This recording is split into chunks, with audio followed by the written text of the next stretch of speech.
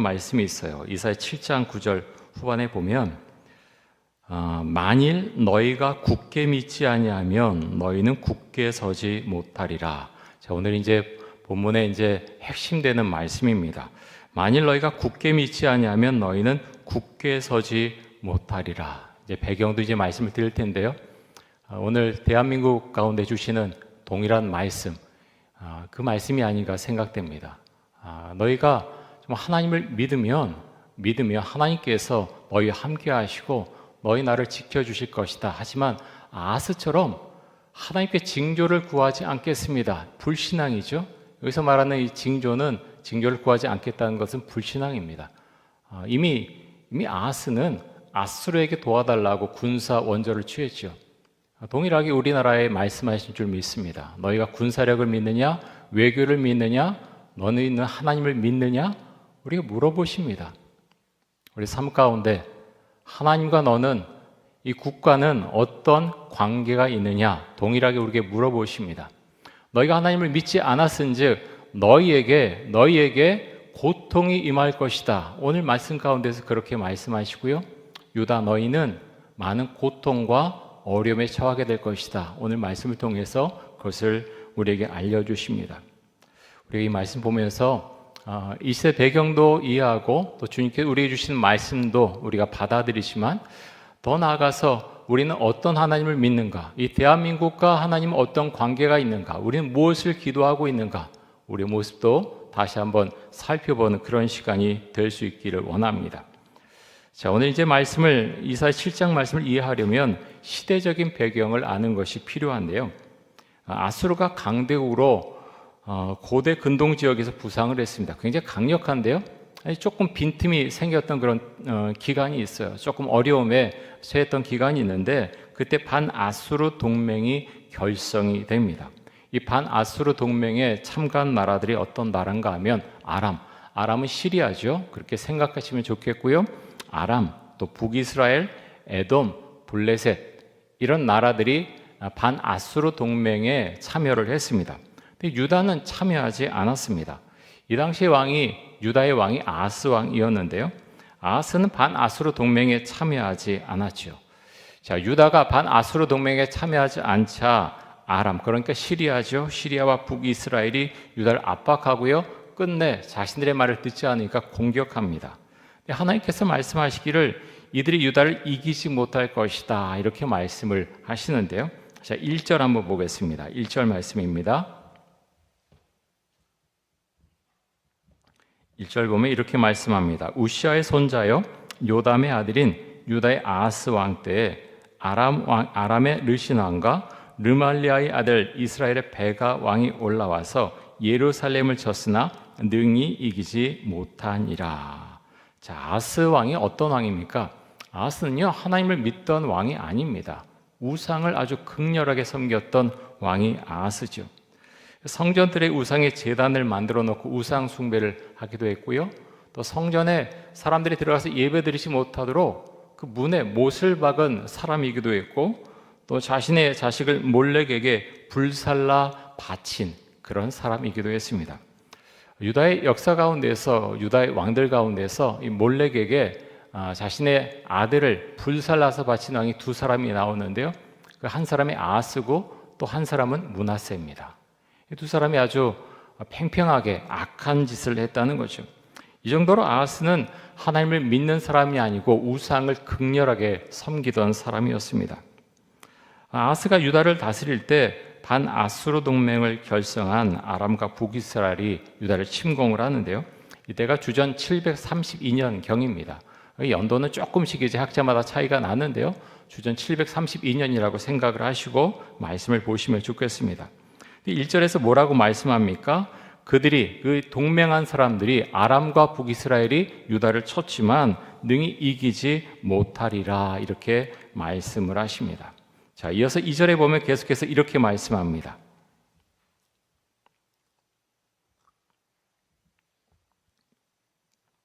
어떤 사람이 다윗의 집에 알려 이르되 아람이 에브라임과 동맹하였다 했으므로 왕의 마음과 그의 마음에 백성의 마음이 숲이 바람에 흔들림같이 흔들렸더라. 자, 두려워했다는 것이요.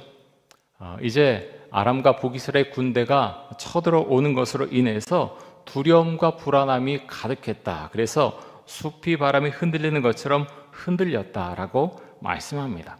하나님께서 뭐라고 말씀하십니까? 이사야 선지자를 통해서 말씀하시기를 너희는 두려워하지 말아라 라고 말씀하십니다. 자, 3절과 4절 말씀 봅니다. 그때 여호와께서 이사야에게 이르시되 너와 내 아들 스알 야숲은 윗못 수도 끝 세탁자의 밭 큰 길에 나가서 아하스를 만나 그에게 이르기를 너는 삼감에 조용하라.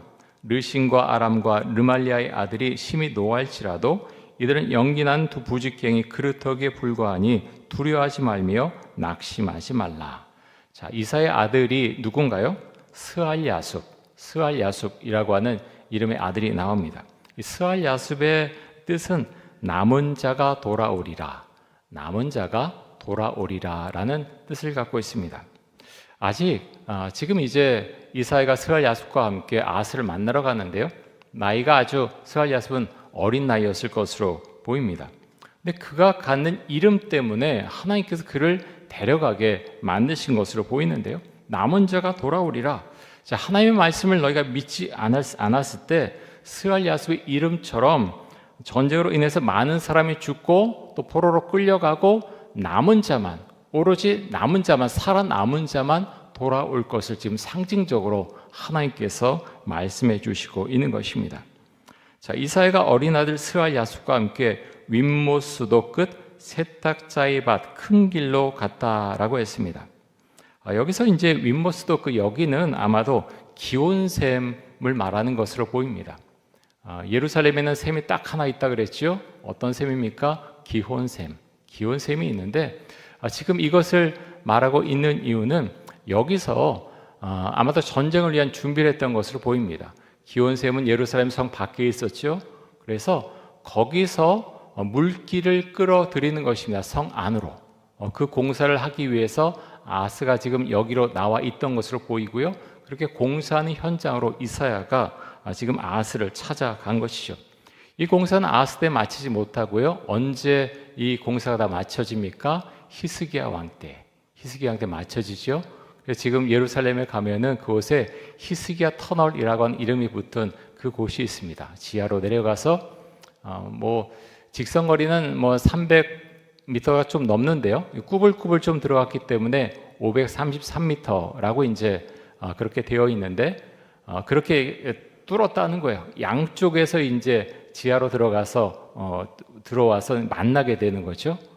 그렇게 이제 지금 물길을 끌어들였는데 그 공사를 지금 하고 있었던 것으로 보입니다. 근데 이사야는 아하스를 만나서 하나님께서 주신 메시지를 전하게 되는데요. 4절에 보면 뭐라고 말씀합니까? 너는 삼가며 조용히 하라. 너는 삼가며 조용히 하라. 아무 일도 없다는 것이죠. 그렇게 두려워할 필요 없다. 불안해할 필요 없다. 지금 하나님께서 이사야 선지자를 통해서 그것을 말씀해 주고 있는 것입니다. 르신과 아람과, 그러니까 아람의 왕인 르신이죠. 르말라의 아들, 배가 북이스라엘의 배가인데요. 심히 노할지라도 이들은 연기나는 두 부직갱이 그루터기에 불과하다. 부직갱이 아세요? 어르신들은 다 아실 것 같은데 부직갱이 아궁이에 이제 불을 뗄 때나 불을 해칠 때 이 막대기 같은 걸로 막 해치거나 끄집어내거나 하는 그런 것을 부직갱이라고 하는데요. 부직갱이에 불이 붙어도 사실 불이 강하게 붙지 않습니다. 툭 하면 다시 꺼질 수 있는 그런 약한 불이죠. 그런 것처럼 그런 부직갱이처럼 지금 아람과 북이스라엘의 군대가 그렇다, 약하다라는 것을 지금 말씀하고 있는 것이죠. 그들이 아무것도 아니다라고 지금 말씀하고 있습니다. 그렇기 때문에 너희는 두려워하지 말고 낙심하지 말라 말씀을 하십니다. 자, 이어서 5절에서 7절까지의 말씀 보겠습니다. 아람과 에브라임과 르말리아의 아들이 악한 꾀로 너를 대적하여 이르기를 우리가 올라가 유다를 쳐서 그것을 쓰러뜨리고 우리를 위하여 그것을 무너뜨리고 다보엘의 아들을 그 중에 세워 왕으로 삼자 하였으나 주 여호와의 말씀이 그 일은 서지 못하며 이루어지지 못하리라. 그래서 다보엘의 아들은요 아람 사람을 말하는 것으로 보입니다. 유다를 쳐서 아스 왕을 끌어내리고 꼭두각시 왕인 이 다보엘의 아들 아람 사람을 꼭두각시로 세워놓겠다 이제라는 거죠. 근데 하나님께서 뭐라고 말씀하십니까? 그 일이 이루어지지 못하리라. 여러분, 하나님께서 왜 이렇게 말씀하시는 것일까요? 아스를 사랑해서, 아스를 생각해서? 아스는 하나님을 믿지 않습니다. 우상을 섬기는 왕이죠. 하나님께서 그렇게 하실 리가 없죠. 하나님께서 유다를 보호하신 이유는 무엇인가 하면 다윗과 맺은 언약 때문입니다. 다윗과 맺은 언약, 이것이 너무너무 중요합니다. 하나님은 다윗과 언약을 맺으셨습니다. 다윗은 이미 죽었지만 하나님은 그 언약을 지켜나가시는 거죠. 만약 유다가 망하고 아람과 북이스라엘이 원하는 아람 사람을 왕으로 세우게 되면 다윗 왕조는 끝나게 되겠죠. 근데 하나님이 그것을 허락하지 않으시겠다. 하나님이 그렇게 이사야를 통해서 말씀하시는 것입니다. 자, 하나님께서 다윗과 맺은 언약에 대한 말씀 한번 찾아보겠습니다. 사무엘하 7장 12절에서 16절까지 한번 보겠습니다. 성경 한번 펴보시면 좋겠습니다. 사무엘하 7장 12절에서 16절까지입니다.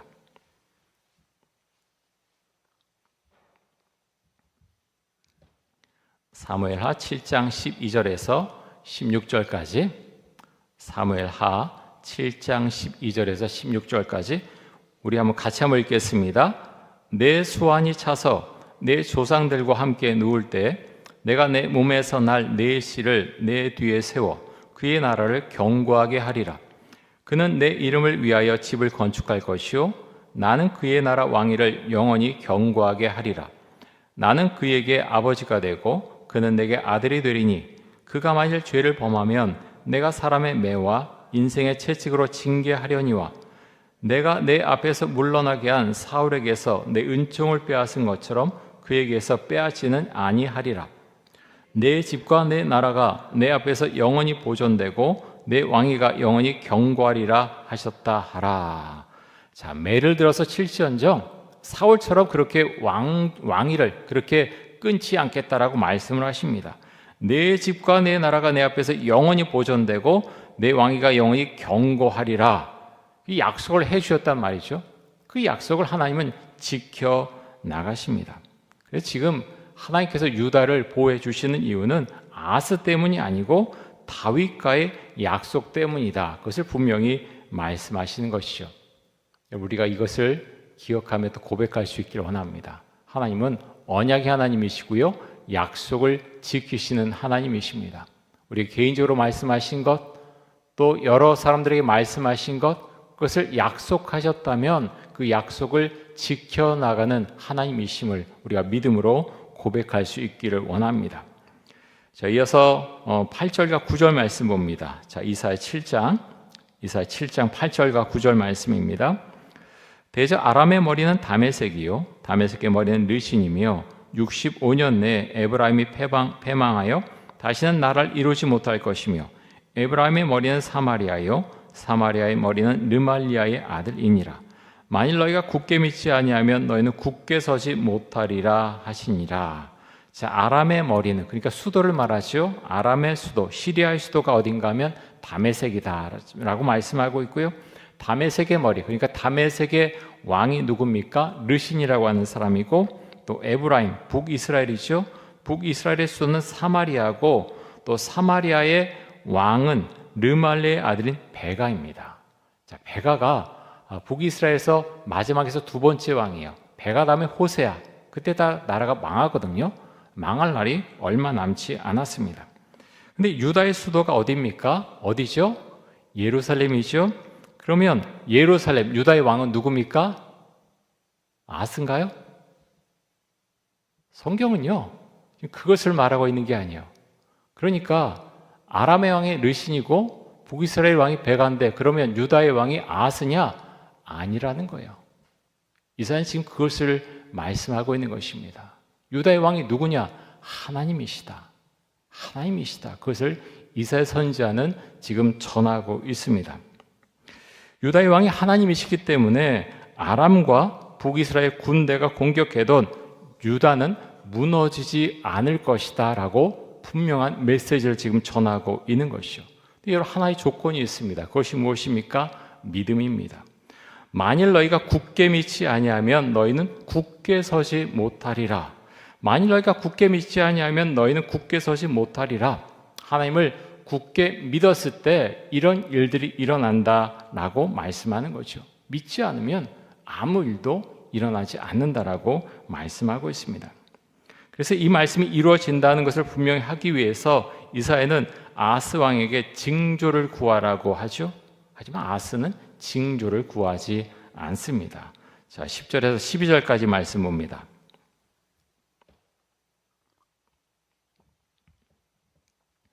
여호와께서 또 아하스에게 말씀하여 이르시되 너는 내 하나님 여호와께 한 징조를 구하되 깊은 데에서든지 높은 데에서든지 구하라 하시니 아하스가 이르되 나는 구하지 아니하겠나이다. 나는 여호와를 시험하니 아니하겠나이다 한지라. 자, 아하스가 언뜻 보면 겸손한 모습으로 징조를 구하지 않은 것처럼 보이죠. 근데 전혀 그렇지가 않습니다. 아하스가 믿음이 있어서 징조를 구하지 않은 것이 전혀 아니죠. 아하스는 하나님을 믿지 않습니다. 내가 하나님을 믿지도 않는데 뭐하러 징조를 구하라고 하느냐? 난 징조 안 구한다. 지금 아하스는 그것을 지금 말하고 있는 것이죠. 아하스는 이미 다른 곳에 도움을 요청했지요. 어디에 했습니까? 아수르에게 도움을 요청했습니다. 여러 가지를 이제 돈 같은 걸 갖다 바치고 우리 좀 도와주십시오 라고 이제 사람을 이미 보낸 거죠. 자, 그런 가운데서 이제 그런 내용이 열왕기하의 말씀이 나와 있는데요. 우리 같이 한번 찾아보겠습니다. 열왕기하 16장 5절에서 9절까지입니다. 열왕기하 16장 5절에서 9절까지 말씀 봅니다. 열왕기하 16장 5절에서 9절까지. 자, 열왕기하 16장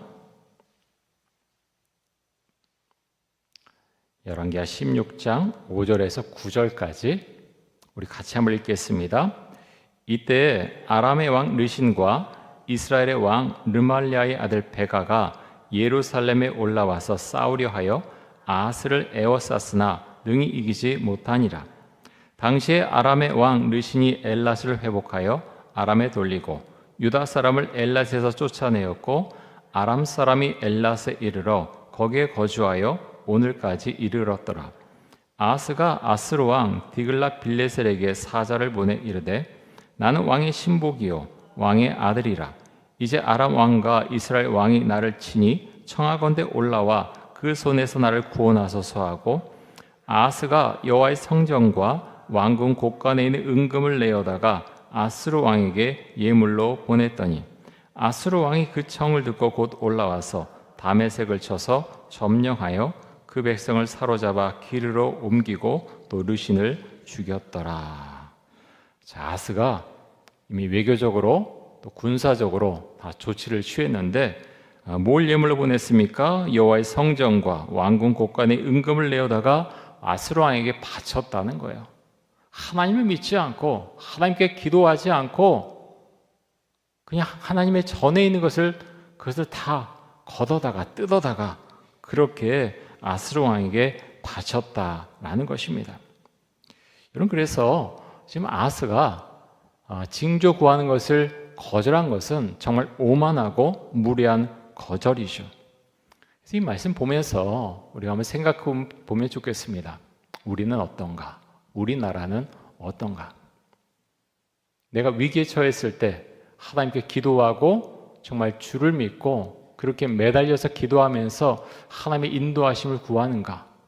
하지만 나는 하나님을 믿지만 뭐 이 일은 내가 알아서 해 라고 하면서 그렇게 분주하게 다니면서 마치 아하스가 이렇게 외교적으로 여러 가지 군사적으로 해결하고 막 그랬던 것처럼 내가 그렇게 분주하게 다니면서 내 일을 다 해결하면서 그렇게 혹시 살고 있지는 않은가? 우리 자신의 모습을 한번 살펴봤으면 좋겠고요. 그러면서 대한민국은 어떤가요? 국가라고 하는 것은 개인의 종교, 참 이런 것과 참 많이 다르죠. 윤리도 그렇고 물론 그렇습니다. 성경에서 우리에게 무엇을 말씀합니까? 유다라는 나라를 말할 때 하나님께서 너는 내 것이라 라고 말씀하시면서 하나님께서 모든 것을 너희와 함께 하겠다, 너희를 보호해 주겠다 말씀하지 않으십니까? 지금 이 땅에 대한민국에 많은 교회가 있고 하나님을 믿는다고 하지만 우리는 어떻습니까? 정말 이런 말씀 우리가 믿고 있나요? 물론 군사력이 있어야 되죠. 하지만 우리가 기도는 기도고 많은 사람들이 또 국정을 담당하는 사람들이 이것은 그렇게 풀어가는 게 아니야. 다 외교. 누가 우리를 지켜줄 거야? 미국이 지켜줄 거야? 아니면 군사력이 강대해야 돼? 그럼 그것이 우리나라를 정말 살립니까? 만약 그것이 맞다면 이 말씀, 오늘 본의 이사 7장 말씀은 우리와 어떤 상관이 있습니까? 만약 우리가 그렇게 이분법적으로 생각한다면 이 말씀은 우리에게 사실은 필요 없는 말씀이겠죠. 단편적인 지식을 전해준다면 이 말씀을 우리가 읽고 묵상하고 기도할 필요가 없지 않겠습니까? 하나님은 이 말씀을 통해서 지금 이제 이사야가 살던 이 시대에 말씀하실 뿐만 아니라 우리에게 말씀하시는 거죠. 너희가 살고 있는 대한민국 이 땅에서 너희는 어떻게 기도하며 어떻게 외교를 펼치며 어떻게 안보를 준비하느냐 우리에게 물어보십니다. 어떻게 너희는 기도하고 있느냐? 너희가 기도하는 것을 정말 믿느냐? 라고 우리에게 물어보시는 거죠. 여러분, 그래서 오늘 말씀 보면서 주님, 제가 주님을 신뢰합니다. 우리나라가 그런 나라가 될 수 있길 원합니다. 우리가 마음을 모아서 그렇게 주 앞에 우리 신앙을 또 주님께 우리 나라를 맡기는 기도를 우리가 드릴 수 있기를 원합니다. 자, 아스의 말을 들은 이사야가 이렇게 말하는데요. 자, 이사야 7장 13절과 14절입니다.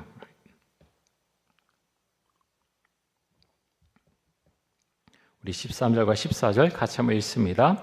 이사야가 이르되 다윗의 집이여 원하건대 들을지어다.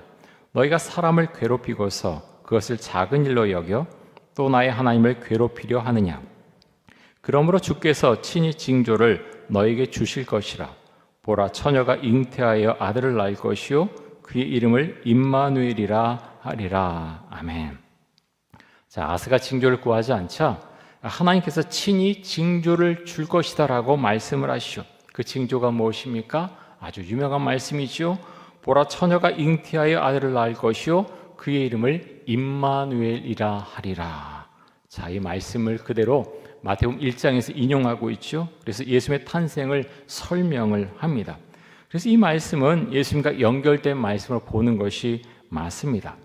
여기서 말한 처녀 마리아를 말하는 것이고 임마누엘은 예수님을 지칭하는 그런 단어겠죠. 하나님이 우리와 함께 계시다라는 의미를 갖고 있고요. 근데 본문을 보면서 본문을 연결하려고 하면 굉장히 어려움에 봉착하게 됩니다. 왜 그렇습니까? 뒤에 나온 본문이 이제 이런 말씀입니다. 자, 15절과 16절 말씀 보겠습니다. 그가 악을 버리며 선을 택할 줄 알 때가 되면 엉긴 젖과 꿀을 먹을 것이라. 대저 이 아이가 악을 버리며 선을 택할 줄 알기 전에 내가 미워한 두 왕의 땅이 황폐하게 되리라. 그래서 우리가 이 말씀을 볼 때요, 그래서 두 가지를 생각해야 됩니다. 물론 하나님께서 말씀하시고 마리아를 통해서 예수님이 태어나실 것을 말씀하시는 그 본문의 말씀이 맞지만 그것만 말씀하는 게 아니라 역사 속에서 이루어지는 것을 하나님께서 다시 한번 말씀하고 있다고 하는 것을 우리는 기억하면서 본문을 연결해서 봐야 되겠죠.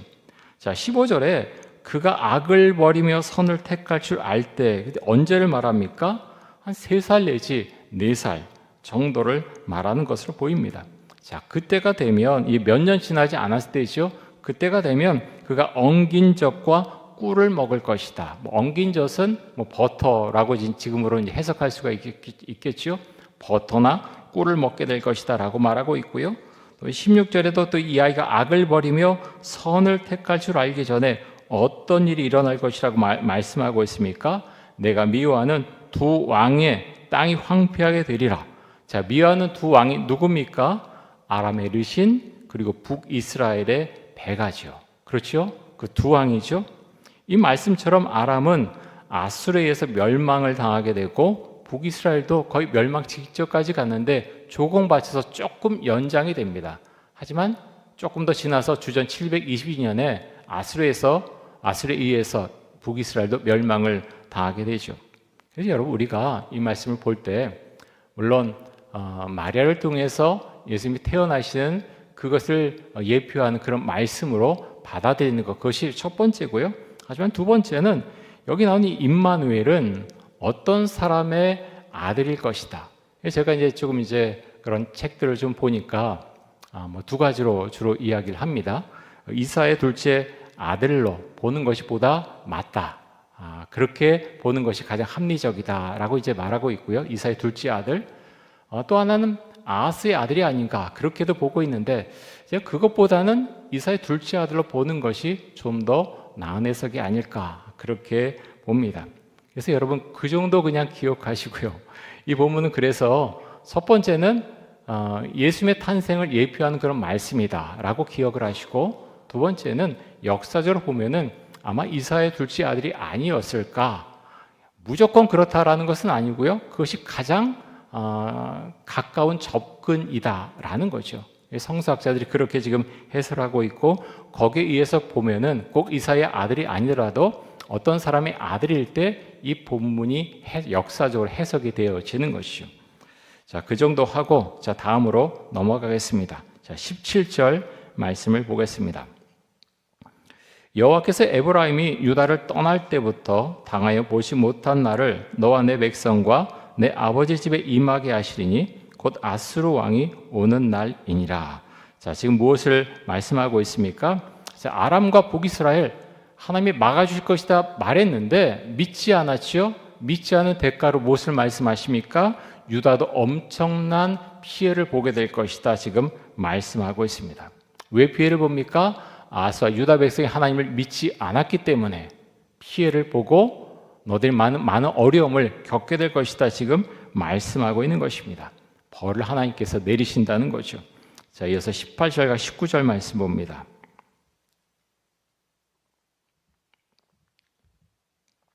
그 날에는 여호와께서 애굽 하수에서 먼 곳의 파리와 아수르 땅에 벌을 부르시리니 다 와서 거친 골짜기와 바위 틈과 가시나무 울타리와 모든 초장에 앉으리라. 자, 그날은 아수르 왕이 오는 날을 말하겠죠.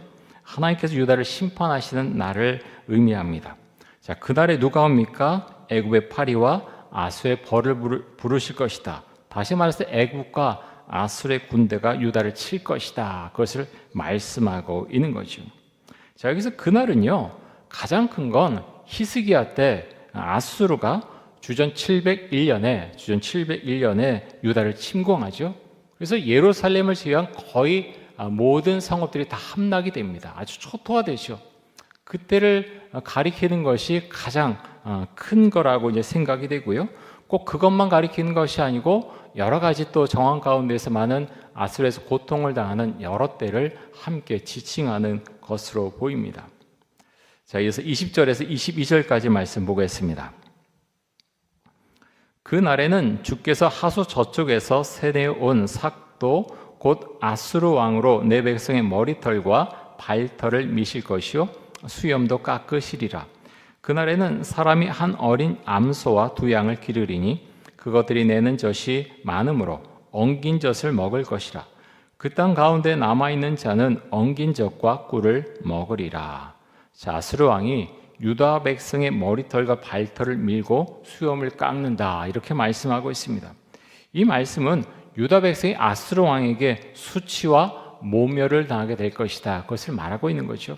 머리털과 발털을 밀고 수염을 깎는다, 깎이는 거죠. 굉장히 모욕입니다. 모멸을 느끼게 한다는 거죠. 그런 날이 올 것이다 라고 지금 말씀하고 있는 것이고요. 또 사람이 한 어린 암소와 두 양을 길러서 얻게 되는 엉긴 젖, 그 버터죠. 이 엉긴 젖으로 사람들이 먹기에 충분할 것이다 이렇게 말씀하고 있는데요. 여러분 이거 축복의 메시지인가요? 그렇지 않습니다. 축복의 메시지가 아니고요. 왜 그것으로 충분하느냐? 많은 사람들이 전쟁에서 이미 죽었기 때문에, 사람들이 없기 때문에 너희가 그렇게 조금만 얻어도, 그것만 얻어도 사람들이, 남은 사람들이 먹는 것 그렇게 어렵지 않을 것이다 라고 말씀하고 있는 거죠. 축복의 메시지가 아니라 재앙의 메시지라고 하는 것입니다. 자, 이어서 마지막 23절에서 25절까지 보겠습니다. 말씀 같이 읽겠습니다. 그 날에는 1000그루의 은청개 가치가 있는 포도나무가 있던 곳마다 찔레와 가시가 날 것이라. 온 땅에 찔레와 가시가 있으므로 화살과 활을 가지고 그리로 갈 것이요 보습으로 갈던 모든 산에도 찔레와 가시 때문에 두려워서 그리로 가지 못할 것이요 그 땅은 소를 풀어 놓으며 양이 밟는 곳이 되리라. 자, 찔레와 가시는 성경에서는 재앙의 상징과도 같은 그런 단어들이죠. 찔레와 가시가 나오면 사실 안 좋은 그런 이미지를 갖고 있습니다. 유다의 땅이 황량한 들판으로 앞으로 변해버릴 것을 지금 말씀하고 있는 것이죠. 하나님을 믿지 않았을 때 어떤 일이 펼쳐질 것인가? 이사야 선지자를 통해서 분명히 하나님께서 메시지를 주고 있는 것입니다. 여러분, 우리는 어떤 믿음을 갖고 있습니까? 오늘 말씀 가운데서 처음에도 말씀을 드렸는데 만일 너희가 굳게 믿지 아니하면 너희는 굳게 서지 못하리라. 우리 믿음에 대해서 말씀하고 있습니다. 하나님께서 이렇게 해주시겠다 말씀하는데 아스가 믿지 않지요? 유다 백성 믿지 않지요? 그래서 너희가 나중에 큰 고통을 당하게 될 것이다 하나님께서 말씀하십니다. 우리에게도 동일하게 말씀하십니다. 축복하길 원하시는데 너에게 믿음이 있느냐 물어보십니다.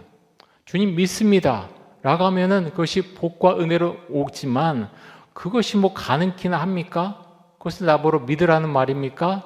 만약 그렇게 나아갔을 때 하나님께 주신 축복은요 변한다는 것입니다. 축복이 아니라 우리에게 징벌이 내려질 수 있다는 거죠. 우리가 기억할 수 있기를 원합니다. 동일하게 오늘 말씀 우리 대한민국에 주시는 메시지라고 그렇게 믿습니다. 너희가 하나님을 믿으면 내가 너희와 함께 할 것이지만 너희가 나를 믿지 않으면 너희 군사력과 외교력을 믿는다면 너희는 나와 아무 상관이 없는 나라다라고 하나님께서 우리에게 오늘 주신 이 말씀을 통해서 우리에게 보여주십니다. 우리 이 말씀을 우리가 꼭 기억할 수 있기 원하고 참 정치적으로 여러 면으로 굉장히 어려운 시기를 우리가 보내고 있는데 우리 이 말씀 기억하면서 주님 우리나라는 하나님의 손안에 있습니다. 우리가 그것을 기억하고 그래서 이 말씀을 붙잡고 우리가 생각할 때마다 주님 우리 대한민국 주님 주의 손에 달려 있습니다. 우리가 주님께 모든 것 맡기고 하나님 그래서 하나님 우리나라가 정말 주님을 신뢰하고 주를 믿는 그런 나라가 되게 하여 주옵소서. 우리가 마음을 모아서 그렇게 기도할 수 있기를 원합니다. 우리 함께 기도하겠는데요.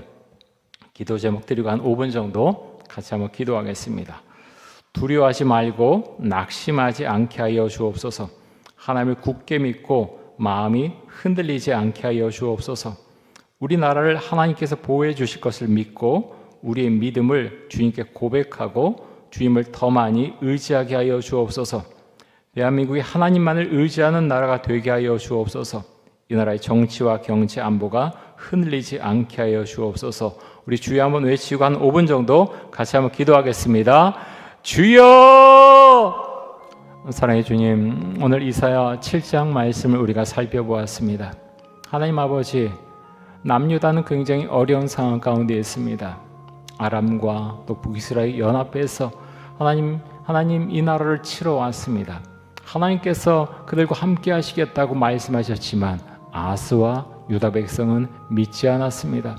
하나님 아버지, 우리는 어떤 믿음을 갖고 있습니까? 하나님 아버지, 이 말씀이 우리에게 주시는 메시지임을 우리가 기억할 수 있기를 원합니다. 내가 나를 믿느냐? 라고 물었을 때 우리는 주를 믿는다고 말하지만 우리 삶 가운데서 하나님 아버지 얼마나 주님과 상관 있는 삶을 우리는 살아가고 있습니까? 해야 될 것을, 풀어가야 될 것을 나 혼자 그렇게 애쓰고 기도도 하지 않고 내 마음대로 다 처리하고 다니면서 내가 주를 믿는다고 그렇게 말하고 있지는 않습니까? 하나님 아버지요, 우리 삶 가운데 하나님 주님은 어떤 분이십니까? 우리가 기억하고 하나님 이 말씀을 우리의 삶 가운데 하나님 어떻게 적용을 해야 될 것인지 우리가 기억하고 주 앞에 기도하며 나아갈 수 있기를 간절히 원합니다. 특별히 하나님 아버지, 대한민국이 정치적으로 굉장히 어려운 시기를 보내고 있습니다. 안보도 하나님 여러 가지 불안한 모습이 많이 있습니다. 하나님 아버지, 이러한 때 하나님 우리 대한민국이 하나님의 장중에 있음을 우리가 기억하고 기도하며 나아갈 수 있기를 간절히 원합니다. 우리의 군사력과 우리의 우방과 외교력과 하나님 그런 모든 것으로 다 처리해버리는 하나님 그런 우매함을 하나님 저지르지 않기를 간절히 원합니다. 정말로 하나님을 믿고 하나님만을 믿고 따라가는 그런 나라가, 그런 민족이 될 수 있기를 간절히 원합니다. 하나님 아버지요, 하나님 아버지, 우리를 불쌍히 여겨 주옵소서. 하나님 참으로 우매하고 하나님 주를 믿는다고 하지만 우리의 머리를 하나님 그렇게 하나님 먼저 내세우며 우리의 생각을 먼저 내세우는 저들의 믿음 없음을 주님 용서해 주시고, 정말 하나님 우리가 말씀을 보면서 깨닫고 또 하나님 주님께 우리 나라와 또 우리의 삶의 모든 것을 맡길 수 있는 우리의 믿음을 가질 수 있기를 간절히 원합니다. 대한민국 가운데 주님 함께하여 주옵소서. 하나님 교회의 힘이 점점 약해지고 하나님 우리의 믿음이 정말 주 안에 온전한가, 하나님 목회자들과 또 장로님들과 하나님 모든 분들, 하나님 주를 믿는 성도들의 믿음이 온전한가, 우리의 모습을 먼저 살펴볼 수 있게 원합니다. 하나님 정치가들 중에도 기업가들 중에도 하나님 주를 믿는다고 하는 사람들이 많이 있습니다. 하지만 나라는 여전히 어렵고 하나님 거짓말과 하나님 온전치 못한 모습들이 한 팽배한 그런 모습을 보고 있습니다. 하나님 아버지, 이 나라가 하나님 더 이상 어둠 가운데 있지 않기를 원합니다. 정말 주를 바라보면서 말씀에서 우리에게 언약하시고 이끄시는 것들을 우리가 기억하고 하나님 그 하나님을 고백하며 그 은혜 가운데 우리가 살아갈 수 있기를 간절히 원합니다. 하나님 아버지, 우리 자신이 먼저 주 앞에 회개하며 하나님 우리 교회가 주 앞에 회개하며 하나님 우리 나라가 정말 주의 은혜 가운데 장중에 붙들린 그런 국가가 될 수 있기를 간절히 원합니다. 시대가 너무나 급변하고 있고 하나님 모든 가치관이 하나님 갑자기 물밀듯이 밀려 들어와서 한 사람들이 많이 흔들리고 있습니다. 두려워하고 불안해합니다. 하나님 아버지요, 오늘 주신 말씀 우리가 기억할 수 있기를 원합니다. 우리가 주를 믿을 때 주님께서 모든 것을 예비하시고 인도하신다고 하는 그 말씀을 우리가 기억할 수 있기를 원합니다. 주님, 주님을 더 신뢰하며 믿음을 가지고 고백하며 하나님 우리 자신의 개인의 인생의 문제와 또 자녀들의 문제와 가정과 또 교회와 국가의 모든 것을 주 앞에 맡기며 주 앞에 기도하며 나아갈 수 있기를 간절히 원합니다. 주님 붙들어 주시고 하나님 아버지, 이 땅에 다시 한번 주의 말씀이 그렇게 세워지는 그런 은혜가 있기를 간절히 원합니다. 주님 붙들어 주시고 하나님 우리를 불쌍히 여겨주시고 하나님 아버지 우리에게 믿음을 더하여 주옵소서.